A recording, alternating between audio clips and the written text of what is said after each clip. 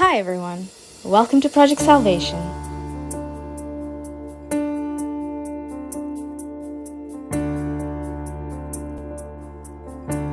இந்த வீடியோல ஆண்டவரை தேட வாய்ப்பு உள்ள போதே அவரை தேட வேண்டும் என்று பார்க்க போறோம். வாங்க வீடியோக்குள்ள போலாம். Praise the Lord. ஆண்டவரை காண்பதற்கு வாய்ப்புள்ள போதே அவரை தேடுங்கள். அவர் அண்மையில் இருக்கும் போதே அவரை நோக்கி மன்றாடுங்கள்.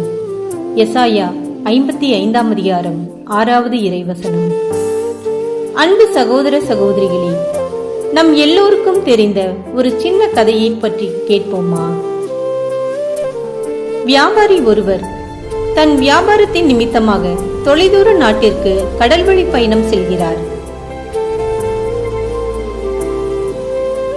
நடுக்கடலில் சென்று கொண்டிருக்கும் போது இயற்கையின் சீற்றத்தின் காரணமாக படகு கவிழ்ந்து விபத்துக்குள்ளாகிறது.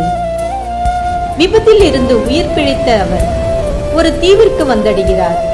அத்தீவில் இருந்த பெரிய மனிதர்களில் சிலர் இவரை பார்த்து மன்னருக்குரிய மரியாதையை அவ்வியாபாரிக்கு செலுத்தி அரண்மனைக்கு அழைத்துச் செல்கின்றனர். ஒன்றும் புரியாத அவர் அவர்களிடம், நானோ ஒரு வியாபாரி, கடலில் ஏற்பட்ட விபத்தில் உயிர் பிழைத்து இத்தீவிற்கு வந்து தஞ்சம் புகுந்தேன். ஆனால் நீங்கள் செய்வது எனக்கு விளங்கவில்லையே என்று கூறினாராம். அவருக்கு பதில் மொழியாக அங்கிருந்த பெரியவர்கள், மன்னா, இத்தீவிற்கு வரும் புதியவர்களை நாங்கள் ஒரு வருடத்திற்கு எங்கள் மன்னராக ஏற்றுக்கொள்வோம். ஒரு வருடத்திற்கு பிறகு பக்கத்து தீவில் கொண்டு போய் விட்டுவிடுவோம் என்று கூறினார்கள்.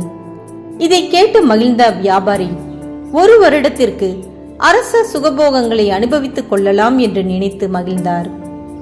சில நாள்கள் சென்ற பிறகு ஒரு மாலை பொழுதில் இவர் மட்டும் அத்தீவை சுற்றி பார்த்து கொண்டிருக்கும் போது ஒரு மூதாட்டி அவரிடம், உன் ஒரு வருட இந்த சுகபோக வாழ்வு முடிந்த பிறகு உன்னை அனுப்பி வைக்கும் தீவு மனித நடமாட்டம் இல்லாத மிருகங்கள் அதிகம் வாழும் பகுதி. அங்கு சென்ற யாரும் இதுவரை உயிர் பிழைத்ததில்லை என்ற உண்மையை இவரிடம் கூறுகிறார். இதை கேள்வியுற்ற பிறகு அவ்வியாபாரி யாருக்கும் தெரியாமல் தன் நம்பிக்கைக்குரிய சிலரை அழைத்து பேசுகிறார். ஒரு வருடம் கழிந்த பிறகு மன்னரான வியாபாரியை ஒரு படகில் வைத்து அத்தீவிற்கு அனுப்பி வைக்கின்றனர். அவரோ மிகுந்த முக மலர்ச்சியுடன் படகில் ஏறி ஆபத்து நிறைந்த தீவுக்கு செல்கிறார். உயிருக்கு ஆபத்தான தீவிற்கு சந்தோஷமாக சென்ற வியாபாரியை கண்ட பெரியவர்கள் சந்தேகத்துடன் மற்றொரு படகில் அவர் பின்னால் சென்று அத்தீவை பார்க்கிறார்கள்.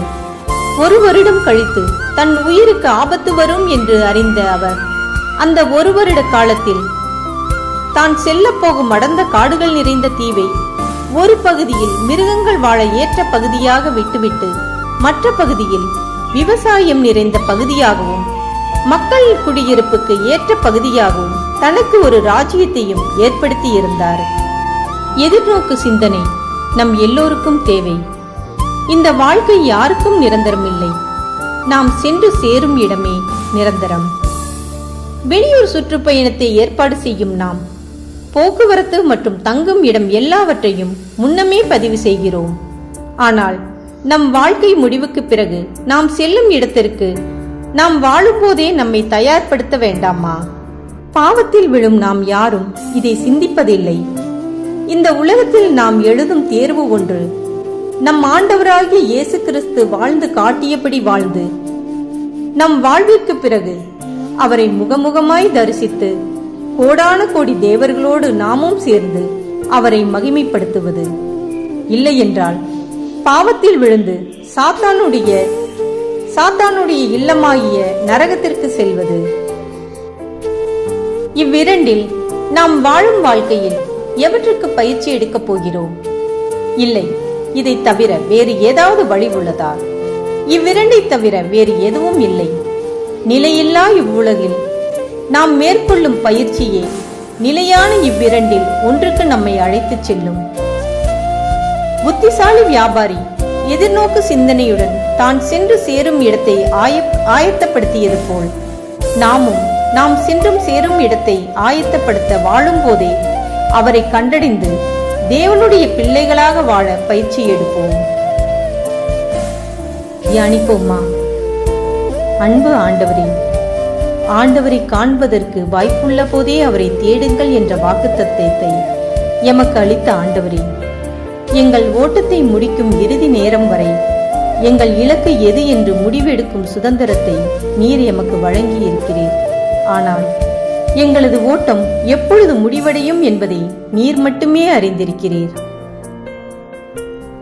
எமது இலக்கு நீர் மட்டுமே என்று உணர்ந்து அதற்குரிய பயிற்சியை எடுக்கும் ஞானத்தை இவ்வார்த்தைகளை தியானிக்கும் எங்கள் ஒவ்வொருவருக்கும் தாரும் அப்பா. ஆண்டவராகிய இயேசு கிறிஸ்துவின் சமாதானம் நம் அனைவரோடும் இருப்பதாக. ஆமீன். இந்த வீடியோவை பிடிச்சிருந்துச்சுன்னா நம்ம சேனலுக்கு சப்ஸ்கிரைப் பண்ணுங்க.